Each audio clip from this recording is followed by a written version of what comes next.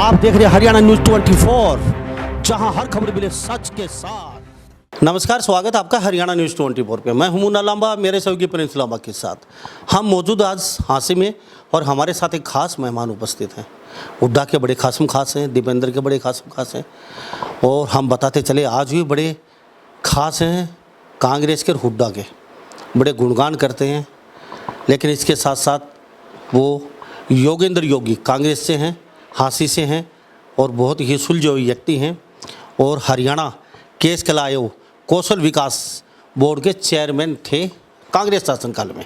इसके साथ ओबीसी महासभा के राष्ट्रीय सचिव के पद पर भी ये रह चुके हैं, और ये जो प्रदेश अध्यक्ष हैं, जो राष्ट्रीय नाई महासभा है उसके पूरे हरियाणा के, यानी कि पूरे हरियाणा के प्रदेश अध्यक्ष बने हैं। तो योगेंद्र योगी जी, सबसे पहले हम आपका स्वागत करते हैं हमारे चैनल पर हरियाणा न्यूज़ 24। जी नमस्कार, आपको भी और आपके सभी दर्शकों को नमस्कार। आपने अपने चैनल पर मुझे समय दिया। योगेंद्र योगी जी, हुड्डा के बड़े खास हो आप, दीपेंद्र के। ये तो आप लोग कहते हैं, वो दिल से प्रेम करते हैं।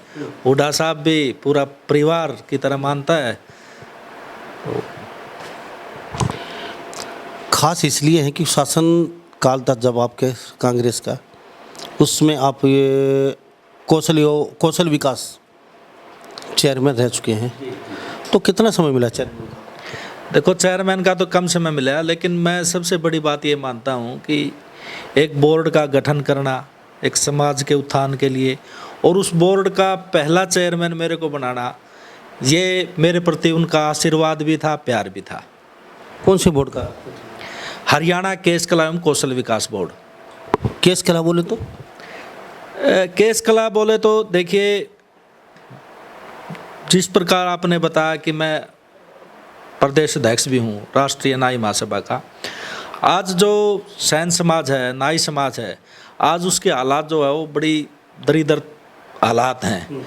और मैं कहूँ तो केवल नाई समाज नहीं, जो हाथ का काम करने वाले लोग हैं ना, कामगार जो लोग हैं, जिसको मैं अति पिछड़ा वर्ग बोलता हूँ, चाहे वो कुम्हार है, चाहे वो नाई है, चाहे वो खाती है, चाहे वो छिंपी है, चाहे वो मतलब जितने भी कास्टेज हैं, जो आज भी वो सही रूप से, सामाजिक रूप से तो वो अनुसूचित जाति जनजाति से थोड़ा ऊपर हैं, लेकिन राजनीतिक रूप से, आर्थिक रूप से वो अनुसूचित जाति जनजाति से भी बहुत नीचे हैं।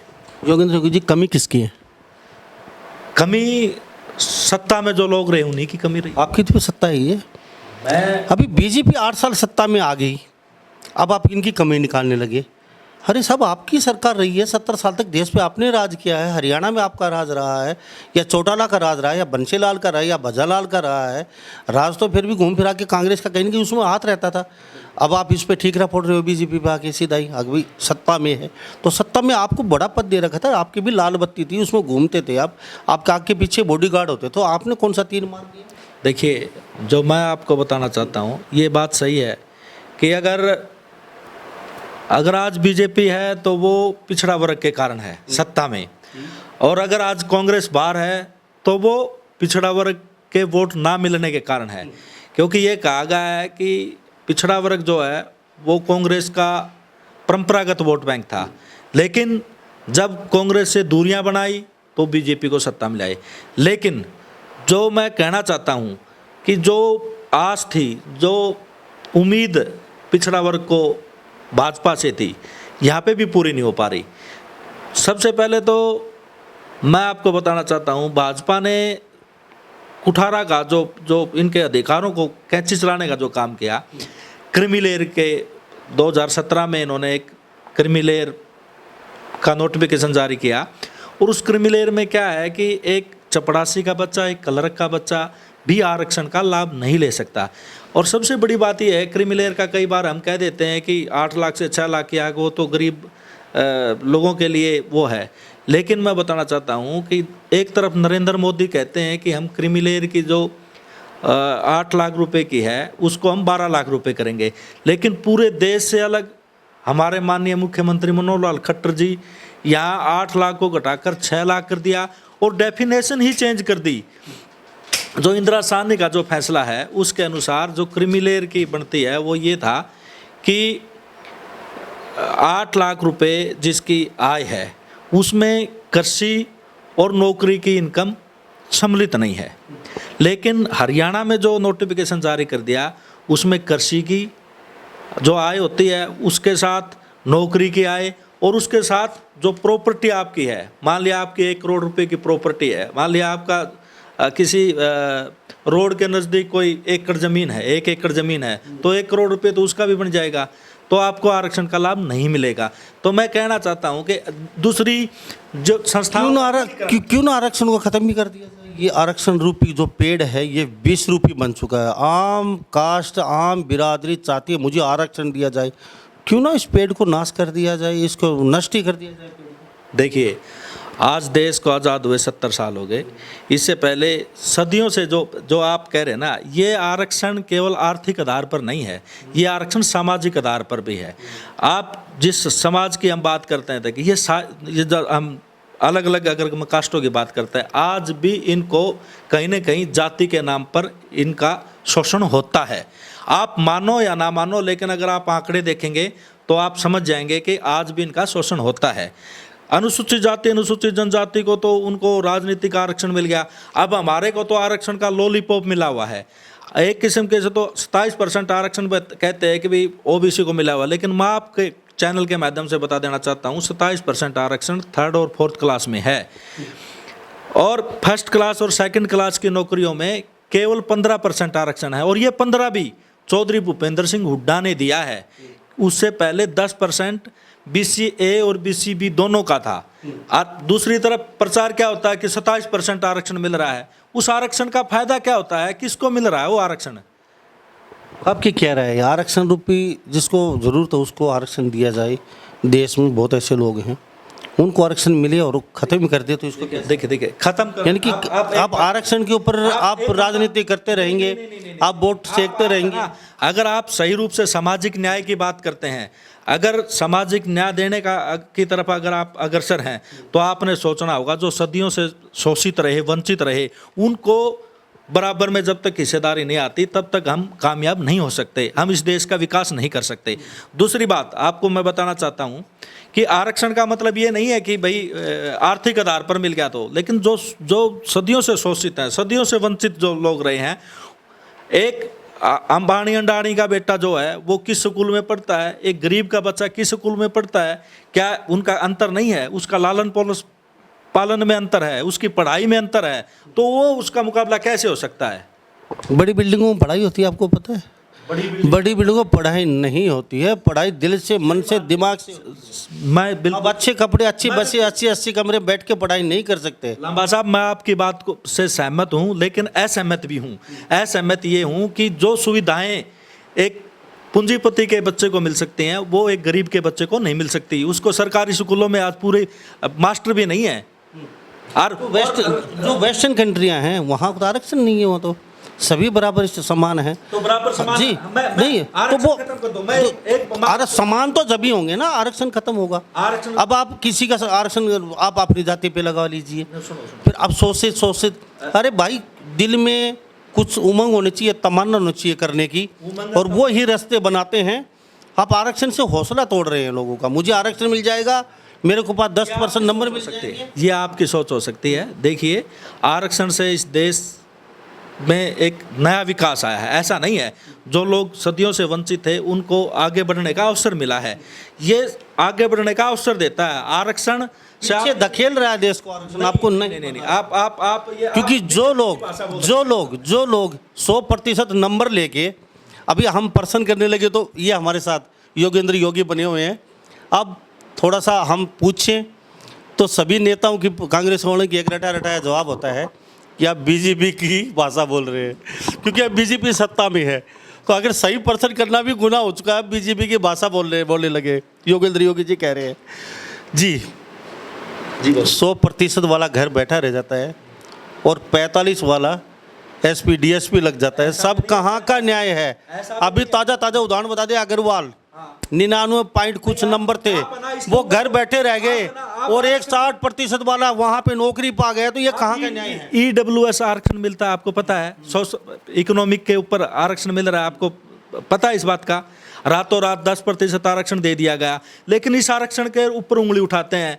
और दूसरी बात, मैं कहता हूं, मनोहर लाल खट्टर ने ये कहा हमें राजनीतिक रूप से आरक्षण नहीं है पिछड़ों को, आज भी उनका नंबर कहाँ आता है? अगर मैं बात करूं इस देश किसको समझते हैं? हाँ, मैं बताता हूं, इस प्रदेश में टोटल 32% अति पिछड़े वर्ग हैं, 72 जातियां हैं। बताइए, 72 जातियां हैं। कौन कौन है? 72 जातियां, नाई, धोबी, तेली, मनियार, सुनार, लुहार, कुम्हार, छिंपी, जोगी, जंगम, कश्यप, कंबोज, रबारी, जो जितनी अन्य भी जातियां हैं, ये 72 जातियां हैं। 5 जातियां हैं BCB में, जिसमें अहीर, सैनी, गुज्जर, मेव और लोधी आती हैं।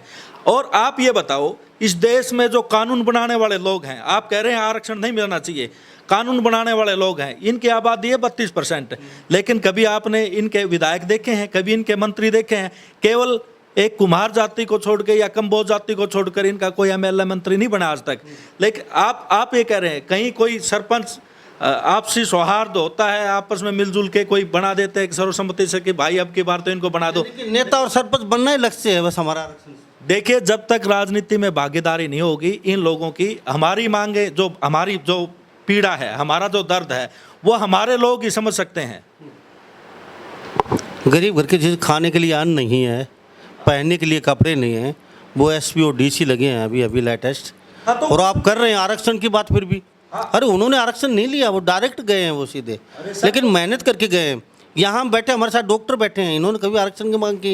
इनके पिताजी खुद सर्विस करके आए, इन्होंने आरक्षण की मांग नहीं की। आप है ना इस तरह की बात कर रहे हैं, आप सीधी मतलब है ना उसमें IAS में सीधी भर्ती कर रहे हैं। आपको पता है इस बात का? IAS में प्राइवेट फैक्ट्रियों से जो सचिव बना रहे हैं, जो IAS जिनका कैडर, वो सीधी एंट्री कर रहे हैं, तो उसको भी बंद होना चाहिए। आरक्षण आप कहाँ छोड़ रहे हैं? आरक्षण कहीं ना कहीं उनको तो हमेशा दबाया गया है। आरक्षण का आज तक भी अगर सही रूप से आरक्षण का फायदा मिलता तो आज हमें ये हालात देखने को नहीं मिलती। जी, हमारे साथ योगेंद्र योगी बने हैं, कांग्रेस के अच्छे वक्ता हैं, अच्छे लीडर हैं, और ख़ास बातचीत में खुद सचिव के पद पर रह चुके हैं, लाल बत्ती की गाड़ी और कमांडो के साथ अपनी सरकार में, और खुद कुछ कर नहीं पाए, अब दूसरी सरकार पे ठीकरा फोड़ते हैं। अपने कमेंट में राय ज़रूर देते रहिए, कुछ और जानते हैं इनसे, क्योंकि खास बातचीत करेंगे। और देश ने आरक्षण को बर्बाद कर दिया है, नहीं, आरक्षण ने देश को बर्बाद कर दिया है। तो ये आरक्षण की प्री पार्टी कब तक चलेगी, कब तक राजनेता रोटी सेकते रहेंगे इस आरक्षण पे? बाकी तो आपके पास कोई मुद्दा और बचा नहीं होगा जिससे हमको BJP को घेर। नहीं, देखिए घेरने की बात है ना, आप जो बात कर रहे थे, हम अगर सामाजिक रूप से, अगर न्याय की बात में अगर आपको या सरकारों को दिक्कत है तो मैं समझ, दिक्कत नहीं, कैमरे के सामने बोलिए आप, हम आपके बात जानने के लिए। मैं कहता हूँ अगर उनको दिक्कत है जिसके आप बात कर रहे हैं, मेरे को अगर हमने चौधरी भूपेंद्र सिंह हुड्डा के सामने बात रखी कि नाई समाज एक बहुत गरीब समाज है और इसके उत्थान के लिए कुछ काम करो, तो उन्होंने कहा कि क्या हो सकता है। मैंने कहा जी वैसे तो हमारी कोई राजनीतिक भागीदारी नहीं होती, कहीं हमें कोई टिकट देता ना कोई भी पार्टी, ना कांग्रेस ना अन्य पार्टियाँ। मैंने कहा टिकट तो हमें देती नहीं, लेकिन हमारी भागीदारी तो कम से कम करो, वहाँ तक हमारे बच्चों का किस प्रकार उत्थान हो। तो हुड्डा साहब का मैं शुक्रगुजार हूँ कि उन्होंने मेरी बात को तवज्जो देते हुए हरियाणा प्रदेश में केस क्लाइम कौशल विकास बोर्ड का गठन किया। मैं इससे पहले चेयरमैन आप बने और पहला चेयरमैन बना। मैं आपको बता दूं, अगर मेरे उनसे पृष्ठभूमि, अगर मेरे परिवार की पृष्ठभूमि आज भी जानोगे तो सबसे बड़ी जो दिक्कत है ना, वो ये है कि जो लोग भ्रष्टाचार करके कमाते हैं। आज भी मैं पैदल चलता हूँ, मैं मजदूरी करता था गाँव में, मेरा चक्की और जो रजाई गद्दे भरते हैं वो हमारा काम था, उसमें मैं अब भी करता हूँ, देर सवेर जब भी टाइम लगता है। कौशल केस कला केंद्र के चेयरमैन रह चुके हैं, आपको जितना भी समय मिला आपने अपने नाई समाज के लिए क्या किया? मुझे अपने और छोड़िए, OBC छोड़िए, अपने समाज, और आप शायद प्रदेश अध्यक्ष भी हैं नाई समाज के। देखिए, जहाँ तक बात है कि भाई आपने पूछा कि ये जब अगस्त लगभग है ना, अगस्त सितंबर के लगभग ये हमारा बोर्ड बना था और सितंबर अक्टूबर में चुनाव थे, तो उस टाइम पे ये समझो कि उस टाइम पे ये हमारे बोर्ड का गठन किया गया था। उसका कोई बजट था ना, क्योंकि नया बोर्ड था, कुछ ऐसा नहीं था। लेकिन हमारी जो सोच थी वो सोच यही थी कि हमारे जो लोग हैं, जो वंचित हैं, शोषित हैं, उनको इस तरह की ट्रेनिंग दी जाए ताकि मतलब यहाँ अगर काम ना मिले तो उनको सरकार से टाई अप करके विदेशों में भी भेजा जा सके, ताकि ये जो कला है, इस कला का अगर विदेश में बच्चे कामयाब हो जाएंगे तो आर्थिक रूप से मजबूत होंगे, तो ऑटोमेटिकली बात है कि भाई कामयाब आप कुछ कर पाए? नहीं, मैं कुछ नहीं कर पाया। दूसरी सरकार पे ठीक रहा? नहीं, सरकार आप बताओ कि 1-1.5 महीने में क्या कर सकता है? नोट प्रदेश नाई समाज के प्रदेश अध्यक्ष, हाँ, हम आपको बताते चले नाई समाज के प्रदेश अध्यक्ष योगेंद्र योगी। लेकिन एक बात और बताती योगेंद्र जी, आपकी नॉलेज में डाल देता हूँ, आपकी समाज की नफरी बहुत थोड़ी सी है, मानता हूँ मैं। आपके जो केस कला, जो बार्बर, जो सेव वगैरह अन्य जातियों ने कब्जा कर लिया, आपको नहीं पता होता। पता है। क्योंकि आपके लोग करना ही नहीं चाहते, और कुछ करना चाहते हैं उनका पता नहीं ढंग से नहीं कर पाते या समय पे दुकान नहीं खोलते। बहुत थोड़े से लोग हैं, काम की कमी नहीं है, नौकरी आपकी सरकार नहीं दे सकेगी, आगे कोई आएगी तो नौकरी इनके पास भी नहीं है, सबको पता है। रोज़ लाखों बच्चे पढ़ के निकल रहे हैं, नौकरियां कहाँ से आएंगी? अपने हाथ में काम पे भरोसा रखो। लेकिन फिर भी मैं कहता हूँ, आपके समाज के लोग आज अन्य बिरादरियाँ, चाहे वो जाट हो, कोई भी कास्ट हो, चाहे कोई भी, सभी ने दुकानें कर ली हैं, और सब दुकानें करके 10-10 लोग मुस्लिम बाहर से लाके उन्होंने वो दुकान खोल के बैठा दिए हैं। तो सब आपकी रोज़गार कहने चिंता जा रहा, अब उस पर तो कोई ध्यान नहीं दे रहा। और घर बैठे हर महीने 50 से 1 लाख रुपये, 50,000 से 1 लाख रुपये आप इनकम कर सकते हो। नहीं, ये जो बोर्ड बनाने का हमारा लक्ष्य था, मैंने आपको पहले भी बताया कि हमारा बोर्ड बनाने का लक्ष्य यही था कि उनको ट्रेनिंग दें, प्रशिक्षण दें, ताकि और एक कम से कम है ना ये हो कि अपनी रोजी रोटी वो आदमी कर सके। और जो बच्चों की पढ़ाई है, रोजी रोटी तो कमी ही नहीं है आपकी जात के पास, नाई समाज के पास रोजी रोटी की कमी नहीं है, सिर्फ हौसला, भरोसा और विश्वास की कमी है। वो अब अवेयरनेस नहीं लेके आए इसके नाई समाज में। आप प्रदेश अध्यक्ष हैं, पूरा हरियाणा देख रहा, देख लीजिए योगेंद्र योगी जी मेरे साथ मौजूद हैं, पूरे प्रदेश के अध्यक्ष ही है। लेकिन नाई समाज के लिए, उनके मोटिवेशन के लिए आज तक क्या क्या, ये जरूर जानेंगे। आपने मोटिवेशन के लिए क्या क्या क्या अवेयरनेस की उनके लिए? हाँ, बिल्कुल आपकी सही बात है। मोटिवेशन का तो यही था कि जब तक हम अपने बच्चों को शिक्षित नहीं करेंगे, जब तक हम अपने बच्चों को, और सबसे जो बड़ी बात है ना, वो हमारे समाज में एक नशे की जो, मानता हूँ, बिल्कुल आप सही बोलिए, उसको दूर करवाने के लिए हमने जहाँ भी पंचायतें होती हैं या समाज की जो सामूहिक जो सम्मेलन होते हैं, उनमें हम यही कहते हैं कि जब तक आप अपने बच्चों की शिक्षा पर ध्यान नहीं देंगे, जब तक आप नशे से दूर नहीं होंगे, तब तक हम उन्नति और विकास नहीं कर सकते। और तीसरी बात, अपने बच्चों में राजनीतिक चेतना भी पैदा करिए, क्योंकि बाबा साहब भीमराव अंबेडकर ने कहा था कि सत्ता वो चाबी है जिससे सारे रास्ते खुल जाते हैं। जब तक आप वहाँ तक नहीं पहुँचेंगे, तब तक आप जो विकास होना चाहिए वो नहीं हो सकता। अपनी खुद की तो आप ज़मीन छोड़ रहे हैं और फिर आप सत्ता की तरफ भाग रहे हैं। सत्ता तो आनी जानी चीज़ है, 2-4 साल बैठे चली गई, लेकिन खुद हम अपनी जगह नहीं छोड़नी चाहिए इंसान को, क्योंकि इतना काम है आज पूरे वर्ल्ड में। इन आपकी जो कास्ट की नफरी कम होती गई, जनसंख्या बढ़ती गई है, और लोग फिर भी आप समझ नहीं पा रहे। आपके कास्ट के नशाखोरी है, बाल विवाह है, इन पे आपने आज तक कभी फोकस नहीं किया। आपकी इसके अलावा जो मृत्यु भोज है, बाल विवाह तो अभी बहुत कम हो गए। ऐसा नहीं है कि बाल विवाह हो रहे हैं, वो लोग समझने लगे इस बात में। सिर्फ 2 कमियां हैं अभी, एक तो मृत्यु भोज जो है, और दूसरी जो है नशे की जो बात कर रहे हैं। और हम बच्चों को जितना पढ़ाना चाहिए उतना नहीं पढ़ा पा रहे। जो भी हो रही है उसके ऊपर हमारा फोकस है, उसके ऊपर हम काम भी कर रहे हैं। हमारे साथ योगेंद्र योगी बने हुए हैं, सेन समाज के, नाई समाज के प्रदेश अध्यक्ष हैं। इनसे खास बातचीत करेंगे। कितने दिन से अध्यक्ष?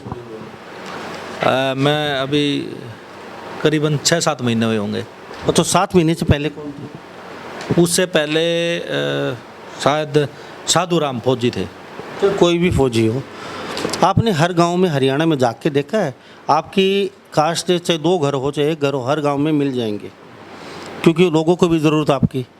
वो आपको तो कुछ कह नहीं सकते, आपको तो ज़बरदस्ती बाहर से ला के भी बसाते हैं। जिस गांव में नहीं है भैया 2 हम नाइयों के लेके आए, भाई हमारा गांव में हमारा काम चलता रहे, बाहर नहीं जानना पड़े। तो आप लोगों को पता है, तो आपका नाई समाज का एक बाउल के पास एक लड़का था, वो पूरे इंडिया में पहला आता है दौड़ में। तो उस समय मैं उसके घर गया, उसकी खबरें दिखाई, उसकी हालत देखी, 3 टप्पर से निकल के वो लड़का। समाज के आपके बहुत बड़े बड़े पदों पे बैठे हैं, जज हैं, डीसी हैं, एसडीएम हैं, तहसीलदार हैं। पूरे हिंदुस्तान से मेरे पास फ़ोन आए लोगों के, कोऑपरेट करने के लिए बहुत लोग, पैसा देने के लिए बहुत लोग, लेकिन कोई आगे आने वाले तो चाहिए। ना तो आप आगे आए, ना आपके साधु राम आगे आए। तो कोई पहले कदम तो रखे। आप समाज को जब लेके जाएंगे ना, आपके पीछे लोग बहुत खड़े हैं। हिसार के पास एक लड़की है, पूरे वर्ल्ड में योगा में पहला नंबर उस लड़की का। हिसार के कोई नज़दीक है कोई गांव, मेरे पास कई बार उनका फ़ोन आ चुका है। उनके पास इतने पैसे नहीं है आगे कुछ करवा सके, गरीब लोग हैं, वो नाई समाज से हैं। तो आप कभी बाहर जाके देखते हैं अपने समाज के लिए कुछ कर पाएँ। फिर ठीक रहा आप सरकार पे फोड़ते हो, ठीक रहा आप कहते हो भाई नशाखोरी।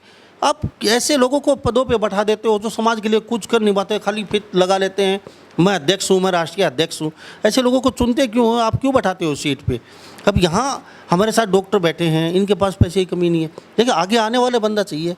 ऐसे और भी बहुत लोग हैं जो मेरे खुद के संपर्क में, आपके समाज के, जो बड़े बड़े पदों पे, सुप्रीम कोर्ट में भी उनके वो जो जज बने बैठे हैं, पैसा है, चंडीगढ़ बैठे हैं बड़े बड़े सेक्टरों पे, बहुत मोटा पैसा है, लेकिन वो कहाँ दे पैसा, किसको दे, कैसे अवेयरनेस करो? नहीं, ये आपकी बिल्कुल सही बात है।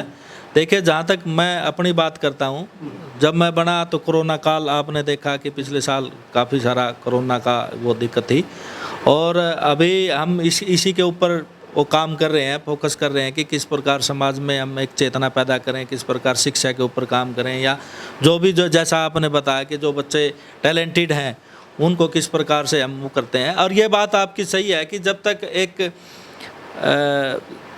कड़ी नहीं होती तब तक वहाँ तक पहुँचने की कड़ी भी चाहिए, ताकि वो उसकी मदद हो सके, उस टैलेंट की मदद की जा सके, जिनके अंदर प्रतिभाएं हैं, छिपी हैं, उनको हम बाहर निकाल सकें, और इसके ऊपर हम काम करेंगे। कितने गांव में जा चुके? गाँव तो जी आप ये लगाओ कि कम से कम आपके समाज के लिए अवेयरनेस के लिए, उस मोटिवेशन कितने गांव का दौरा कर? गाँव तो 55-60 गाँव का तो हो चुका है। तो 55-60 तो आपके 80 हिसार में ही होंगे, तो उससे बाहर नहीं निकलूँ, उससे बाहर क्या निकल? देखो, वो बात मैं कह रहा कि पीछे कोरोना का काम था, और ये भी नहीं है कि देखो मैं आपने बताऊं कि भाई रोजी रोटी का भी सब न करना पड़ता है। एक भाई मैं एक 24 घंटे इसी का काम है, लेकिन समाज के लिए जितना मुझे, समाज की टोपी ओढ़ी आपने तो 24 घंटा नहीं, 32 घंटे भी आपको काम करना पड़ेगा। या तो पहले बताना था मेरे पास काम है और मैं नहीं कर सकता, आपने इतना बड़ा पद लिया है तो आपको घूमना पड़ेगा। हाँ बिल्कुल, हम जितना समय होता है हम समाज के लिए लड़ाई लड़ते हैं, समाज की जहाँ कोई बात होती है हम उसको उठाते हैं। कोई बड़ा सेमिनार किया आपके समाज का आपने? अभी तक नहीं हुआ है। कहीं ना कहीं कमी आप लोगों में, आपकी जो कार्यकारिणी उसमें? अभी हमने जो मैं बात करा था, अकेला एक नाई समाज की बात नहीं है।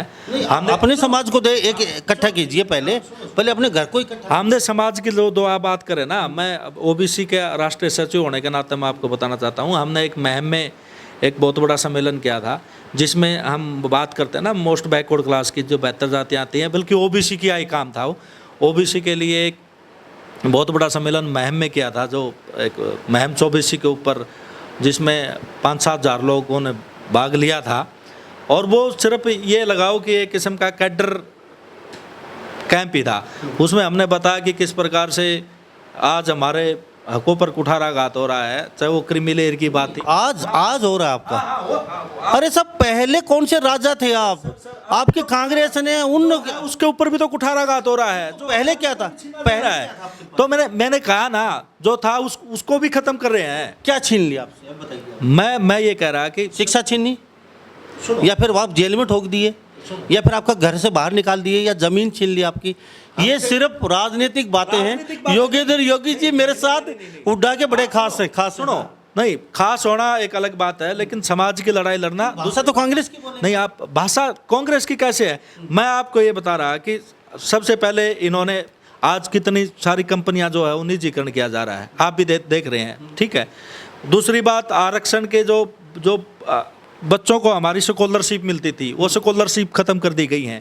तीसरी बात, जो पिछड़ा वर्ग आयोग था हरियाणा प्रदेश में, कमीशन जिसको कहते हैं, उसके सर्वे के हिसाब से आगे की जो बैकवर्ड क्लास को सुविधाएं मिलती थी।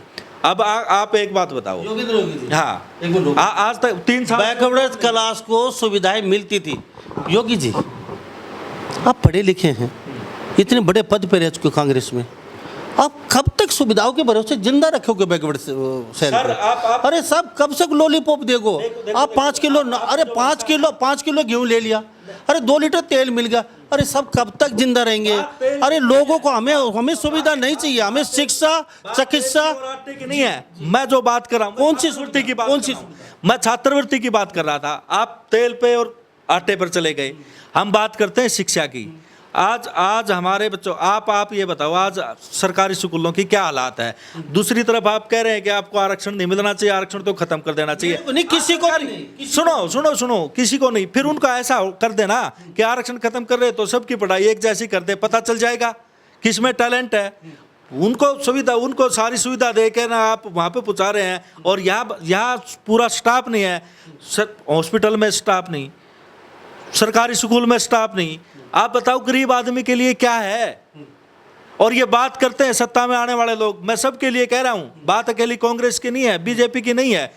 जब तक ये लोग बात इतनी बड़ी बड़ी करते हैं, इन्होंने बात किया कि आपको अगर मैनिफेस्टो अगर बीजेपी का उठाओगे तो उस मैनिफेस्टो में बैकवर्ड क्लासेस के लिए इन्होंने ये बोला कि हर जिले में हॉस्टल खोलेंगे, छात्रावास खोले जाएंगे। इन्होंने बोला कि हम सस्ते दर पर लोन उपलब्ध करवाएंगे जो हाथ की कला है, ताकि और सरकार उसकी गारंटर होगी, ठीक है। इन्होंने बोला कि हम इनको आगे लाने के लिए, इनकी भागीदारी देने के लिए आरक्षण उपलब्ध करवाएंगे। अब इन्होंने देखो कितनी बड़ी मार है ये। 8% इन्होंने कहा कि भाई हम पंचायती चुनाव में आरक्षण दे दिया। ये इतने बड़े बड़े लोग बैठे हैं सरकार में, मुख्यमंत्री हैं, एजी है, हमारा महाधिवक्ता है, वो उनको ये नहीं पता कि आरक्षण कैसे दिया जाता है। आर्थिक आधार पे सर्वे हो, उसका सामाजिक आधार पे सर्वे हो, उसकी डाटा हो, जाति जनगणना हो कि ये कितने लोग हैं, तभी तो आरक्षण मिल सकता है। इन्होंने 8% आरक्षण दे दिया, और फिर आरक्षण दे के इन्होंने क्या कर दिया, ड्रा भी निकाल दिए कि भादरगढ़ में बैकवर्ड एक ही है, बीसी एक ही है, झज्जर में बीसी एक ही है। उन लोगों ने, बेचारों ने, जिसका थोड़ा बहुत ब्योत था, वो पैसे लगाने शुरू कर दिए। अब कह दिया कि कोर्ट ने कि ये तो भाई आरक्षण से नहीं हो सकता चुनाव, आप चुनाव करवाना चाहते हैं तो बगैर आरक्षण के चुनाव करवाओ। अब जो लोग थे बेचारे, जिनका थोड़ा बहुत ब्योत था, वो भी मार दिए। आरक्षण लागू करने से पहले ही खत्म कर दिया, और ये बात करते कि हमने आरक्षण दे दिया, हमने पिछड़ा वर्ग के लिए ये कर दिया। आप लांबा जी, आप ये देखो, मैं सिर्फ ना एक बात की बात करता हूँ। आप जातिगत जनगणना करवा दीजिए, उसमें सबका पता चल जाएगा आज तक किन किन लोगों ने किस की हिस्सेदारी। तो हम आरक्षण, योगी जी सिर्फ आरक्षण को लेकर अब तक बैठे हुए मेरे साथ, और आरक्षण पे ही अटके हुए हैं। लेकिन देश का दुर्भाग्य है, भारत देश का, 2 दिन में सोने की चिड़िया बोलते हैं हमारे देश को, और कह रहे हैं कि अंग्रेज लूट के ले गए। लेकिन मैं फिर कहना चाहूँगा, हमारा देश 2 दिन में सोने की चिड़िया दोबारा बन सकता है अगर आरक्षण हमारे देश से ख़त्म हो जाए। और जो बच्चे टैलेंटेड हैं, जो बच्चे वास्तव में मेहनत करके आगे आए हैं, उन बच्चों को मौका दिया जाना चाहिए, ताकि देश का भविष्य और नया निर्माण बने। क्योंकि जो बेचारे गरीब दबे कुचले बच्चे हैं, वो कहीं ना कहीं वहीं रह जाते हैं। और आरक्षण वाले जो रसूखदार व्यक्ति हैं, आरक्षण सिर्फ उनको ही मिल पाता है, गरीब को आज तक किसी को आरक्षण नहीं मिला है। और यहाँ तक भी मैंने कई सर्वे किए हैं गरीबों के घरों में, मोहल्लों में जाके, उनको आरक्षण तक का पता नहीं है। युवाओं को, उनके माँ बाप को आरक्षण होता क्या है और फुल फॉर्म क्या है आरक्षण की, उनको आज तक नहीं पता है। 5-5 युवा एक को घर में बैठे हैं और उनको आरक्षण आज तक ना मिला, ना कभी मिलेगा। क्योंकि आरक्षण उन्हीं लोगों को मिलता है जो रसूखदार होते हैं, जो आरक्षण का फ़ायदा उठाते हैं, जो बड़े बड़े पदों पे रहते हो आरक्षण ले रहे हैं। वो क्यों आखिर उनको आरक्षण? जी, मैं अभी ये बात कर रहा हूँ, जो क्रीमीलेयर जो है ना, वो केवल क्रीमीलेयर आप SC ST में नहीं है, केवल बैकवर्ड में है, और बैकवर्ड में भी हमें जो आरक्षण मिलता है वो कोई केवल नौकरियों में मिलता है, और 27% जो आरक्षण मिलता है वो केवल 3rd और 4th क्लास में मिलता है। ये आरक्षण का आप ये मत कहिए कि बैकवर्ड आरक्षण ले रहा है। मैं ये तो बैकवर्ड की बात नहीं कर जो रहा हूं। क्रीमी की बात, कोई भी आरक्षण ले रहा है, जो क्रीमी लेयर की बात करते हैं, क्रीमी लेयर की जहां तक बात है, केवल क्रीमी लेयर हमारे ऊपर ही लागू होता है क्या? बैकवर्ड पे ही लागू होता है क्या क्रीमी लेयर? मुख्यमंत्री ने अभी पीछे जब विधानसभा का सत्र था उस वक्त विपक्ष ने मांग उठाई कि भाई इनके आप डेफिनेशन कैसे चेंज कर रहे हो आप, जो एक तरफ तो केंद्र सरकार ये कह रही है कि भाई हम 8 का 12 करेंगे, और मांग उठाई तो मांग उठाने वालों ने क्या कर दिया आप लोगों के लिए? कौन से सोने के दरवाजे बना दिए? सोने का दरवाजे बनाए उन्होंने किया मैं बता रहा हूं आपको। देखिए, रहने के लिए उन्होंने जगह देने का काम किया, 100 गज के प्लाट अति पिछड़ा वर्ग के लोगों को दिया, छात्रवृत्ति उन्होंने दी हुड्डा साहब ने, और प्रथम और द्वितीय श्रेणी की नौकरियों में आज हमारे प्रोफेसर हैं, आज हमारे HCS हैं, तो वो हुड्डा साहब की देन है, क्योंकि हमारे लोग वहां तक पहुंच ही नहीं पाते। अब भी लगे हैं आप? अब लगे हैं तो वो हुड्डा साहब की देन है। अरे अभी लगे हैं? हाँ, तो वो हुड्डा साहब की देन है, क्योंकि वो पहले 10% टोटल था BCA और BCB का, अब हुड्डा साहब ने 10% अति पिछड़ा वर्ग के लिए किया था, जिसके कारण हमारे लगे हैं। क्योंकि जिसका रसूख होता था MLA MP तो हमारे, आपने पता कौन बनते थे, और वही रसूख चलाते थे। यानी कि पढ़ के नहीं, आरक्षण से जाएंगे, आगे जाएंगे। अरे सर, आप क्या बात मानते हो? आप कितना भ्रष्टाचार है? पढ़ के जा रहे हैं क्या बच्चे? उनका सारा टैलेंट खराब हो रहा है। आप जितनी भर्तियां हैं, सारी की सारी भर्तियों के पेपर लीक हुए, आप पढ़ने वाला बच्चा बेचारा बैठा रहा। आपकी सरकार में पेपर कितने लीक हुए? हमारी सरकार में पेपर लीक होते, कौन सी भर्ती रद्द हुई? सबसे बड़ा भ्रष्टाचार आपकी सरकार ने किए हैं, पूरे देश को बेच दिया। कोई कोयला घोटाला, कोई फलाना घोटाला, कोई दिकड़ा घोटाला। वो एक भी वो घोटाला आज तक उसके आपने पढ़ा उसमें सुप्रीम कोर्ट ने क्या फैसला आया? ऐसा कोई घोटाला था ही नहीं। सिर्फ एक है ना, मीडिया ने और कुछ लोगों ने मिलके ना प्री प्लान करके वो बनाया गया था, ऐसा कुछ था ही नहीं। या मानते हो कुछ नहीं? हाँ, नहीं था।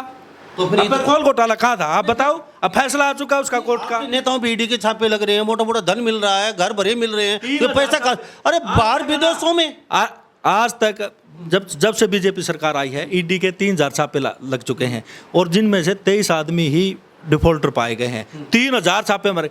ये सिर्फ ईडी को, जितने भी कॉन्स्टिट्यूशन है, जितने भी संस्थाएं हैं, सरकार तानाशाही अपना के अपने हित साधने के लिए उनका गलत प्रयोग कर रही है। हमारे सहयोगी निरोगी बने हुए हैं, ये अपनी बात तो मानने वाले हैं नहीं, क्यों? नेता रह चुके, अब ये दूसरी सरकार पे ठीकड़ा फोड़ते हैं, और दूसरी सरकार को, क्योंकि एक नेता की आदत होती है हमेशा कि कहीं न कहीं अपनी कमी को छुपाओ और दूसरे पे डाल दो। अभी पीछे 17 साल राज रहा, आज तक गरीब गरीब होता चला गया और अमीर अमीर होता चला गया।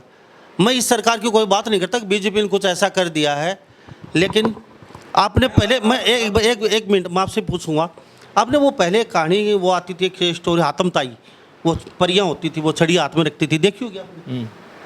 तो वो छड़ी तो है नहीं इस सरकार के पास कि 7 साल में ही वो छड़ी घुमाई और सारा सिस्टम बदल जाएगा। आप 70 साल में नहीं बच सके और आप 7 साल में इस सरकार से कहते हो हमें ये दे दो, हम वो दे दो। सुनो, हमने एम्स बनाया, कितनी सारी संस्थाएं बनाई, जो कुछ बनाया। आज 2 मोदी जी बेच रहे हैं ना, वो कांग्रेस की देन है।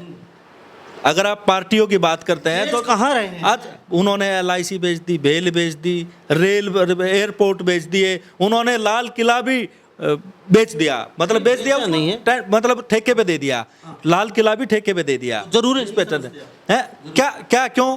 बैंक, अच्छा चलो, और जो सरकारी जो रिजर्व बैंक का आज है ना, जो बोलते हैं कि रिजर्व बैंक में जो रखा होता है, उसका भी जो हालात आप देख रहे हैं, आर्थिक हालात आप सब देख रहे हैं। योगी जी, आप बैंक में गए? SBI पंजाब में सरकारी बैंक है, और प्राइवेट पैसा तो है नहीं बैंक में, क्या लेना कभी? हाँ, देखा बैंक। हाँ, सरकारी बैंक SBI, इनका रवैया देखिए, हर गाहक को धक्के मारते हैं, समय पे काम नहीं करते, उनका एटीट्यूड राजा महाराजों जैसा, ऑफिस में बैठ के फिल्म देखते हैं और कभी कुर्सी पे मिलते ही नहीं है वो। और प्राइवेट बैंक में SBI में जाइए, HDFC में जाइए, जाते ही चाय और पानी हाथों हाथ खाता, 10 सेकंड में सारा सिस्टम बदल के और हाथ में चेकबुक दे देते हैं। सर बहुत जरूरी है, सिस्टम को निजीकरण करना बहुत जरूरी हो चुका है देश में, नहीं तो सरकारी नौकरी मिलने के बाद ये लेट रतीब अधिकारी देश को लूट के खा चुके हैं ये। सरकार का इनको सबक सिखाना जरूरी है। का काम क्या है? ये मानने वाला अधिकार उन अधिकारियों को अगर वो काम नहीं ले सकते तो सरकार का क्या काम है? क्या अगर हम ये कहें कि भाई उसको बेच दें? बेचा नहीं, काम लेना किसका काम निजीकरण, है? निजीकरण, काम लेना किसका काम है? निजीकरण काम लेना किसका काम है? सरकार का है। इसका मतलब इन्होंने काम लेना नहीं आता अधिकारियों से। तो आपने 17 साल में लिया, बिगाड़ तो आपने दिया 17 साल में। अरे तो काम भी क्या कर दिया? अरे धक्के मार के बेचारे गरीब लोग खाते नहीं खोल पाते वो। अरे आज जाइए कल आइए, आज आइए कल आइए, आज जाइए कल आइए। इनके कितने खाते खोल दिए?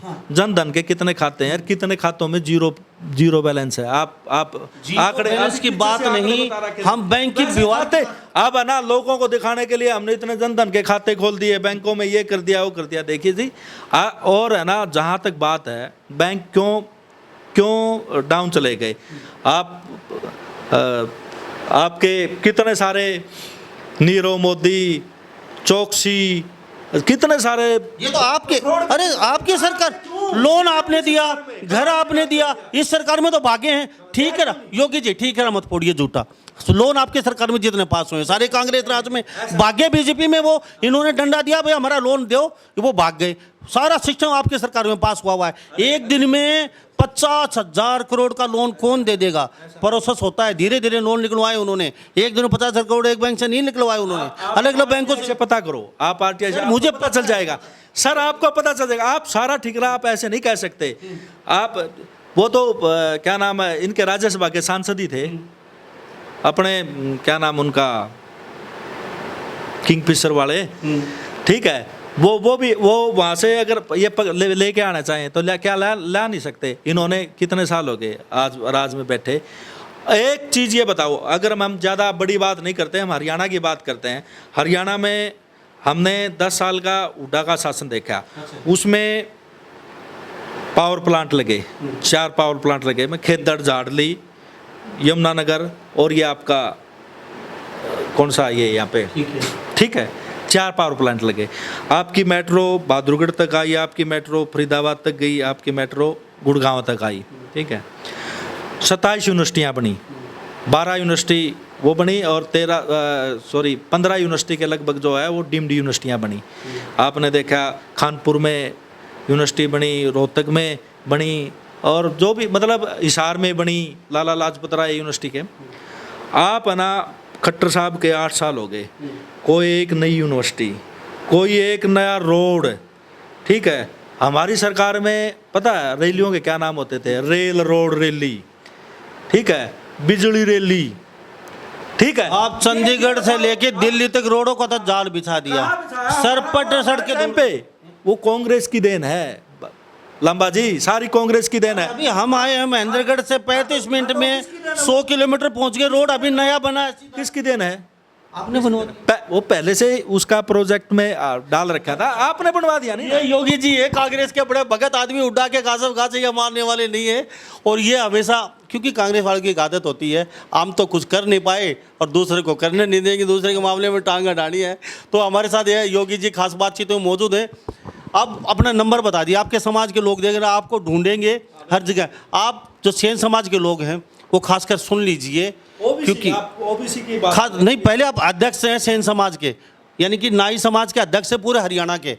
तो इनका फर्ज होता है, इनका दायित्व होता है हर गांव में अपने समाज के लोगों का डाटा इकट्ठा करना, उनके साथ उनको किन दिक्कतों की समस्या आ रही है नाइयों को, जो सेन समाज के लोग हैं उनका डाटा बनाना, साथ साथ कितने रोजगार है उनका डाटा बनाना, रोजगार नहीं है तो उनके पास क्यों नहीं है उनका डाटा बनाना, और जो कुंवारे हैं उनके लिए भी योगेंद्र योगी से ही संपर्क करें। ये शादी अपने समाज की ये करवाएंगे, क्योंकि सेन समाज के लोग आजकल बाहर से बहुएं लेके आ रहे हैं। तो कहीं ना कहीं ये भी है कि बहुत बड़ी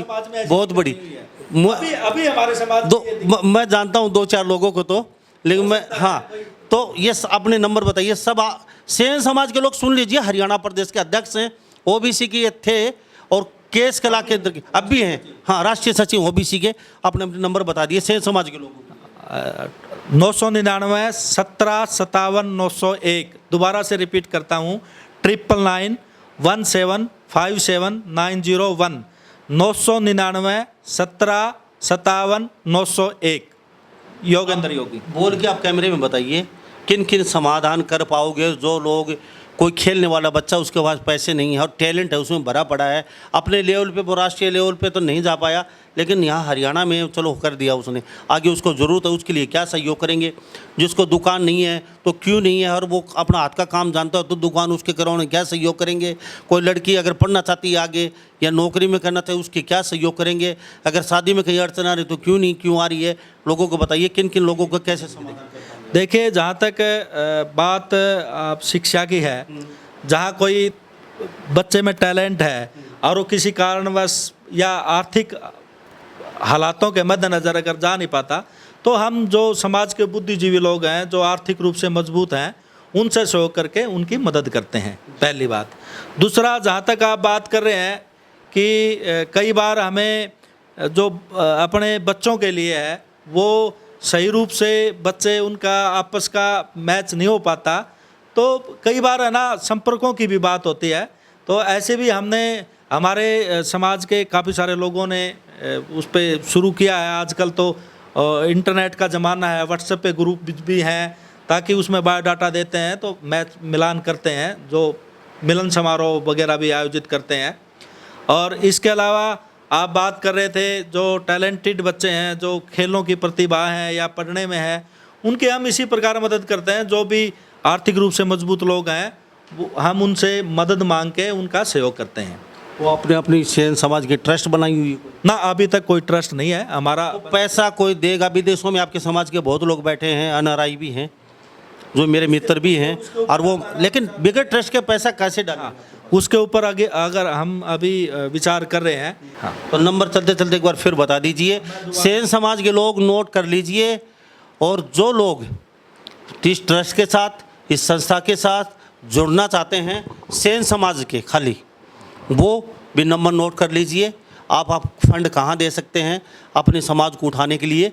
नाई समाज को दो दबे कुचले, योगेंद्र जी कह रहे हैं कि दबे कुचले रह चुके हैं हम, तो हर लड़की लड़का या कोई बुज़ुर्ग हो, घर रहने के लिए नहीं है या मजबूर है, उनके लिए खाने के लिए कुछ नहीं हो, दो बुज़ुर्ग वो रहते हैं तो उनके लिए भी, या घर छोटा मोटा बना के या उनकी व्यवस्था करने के लिए समाज के हर कुरीति को इन्होंने बीड़ा उठाया। ये अध्यक्ष हैं और ये पूरे हरियाणा में जाके डाटा कलेक्ट करेंगे अपने सोर्स से, लेकिन अकेला चना भाड़ नहीं फोड़ सकता, ये आप नोट कर लीजिए। आप जो विदेशों में देख रहे हैं सेन समाज के लोग, या फिर इंडिया में हैं कहीं भी सुन रहे हैं हरियाणा से अलावा, तो आप नोट कर लीजिए नंबर। सबको मिलजुल के खड़ा होना पड़ेगा अगर आपके समाज का वास्तव में उत्थान चाहते हैं। तो नंबर फिर दोबारा 999 17 57 901, इंग्लिश में बोल देता हूँ, 9991757901। योगेंद्र योगी जी, बहुत बहुत धन्यवाद आपका। आपका भी बहुत बहुत धन्यवाद। अच्छा लगा आपके थोड़े पर्सन अंदर से झकझोर रहे थे, और आपने इतने अपने दर्शकों के माध्यम से आप मिले, मैं आपका बहुत बहुत धन्यवाद करता हूँ। नमस्कार। तो हमारे साथ ये योगेंद्र योगी जी बने हुए थे, हैं तो ये हुड्डा के खासम खास, और ये चेयरमैन में रह चुके हैं सरकार थी जब, तो इनसे खास बातचीत की है।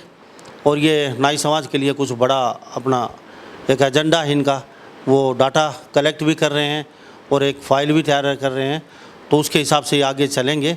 तो शायद ही नाई समाज के भी अब दिन फिरने वाले हैं, और जो नाई समाज के मलंग हैं, जो शादी नहीं हो रही, वो भी कांटेक्ट कर सकते हैं। तो सभी इन बातों के साथ मैं मुन्ना लांबा, मेरे सहयोगी प्रिंस लांबा के साथ हरियाणा न्यूज़ 24। नमस्कार, जय हिंद।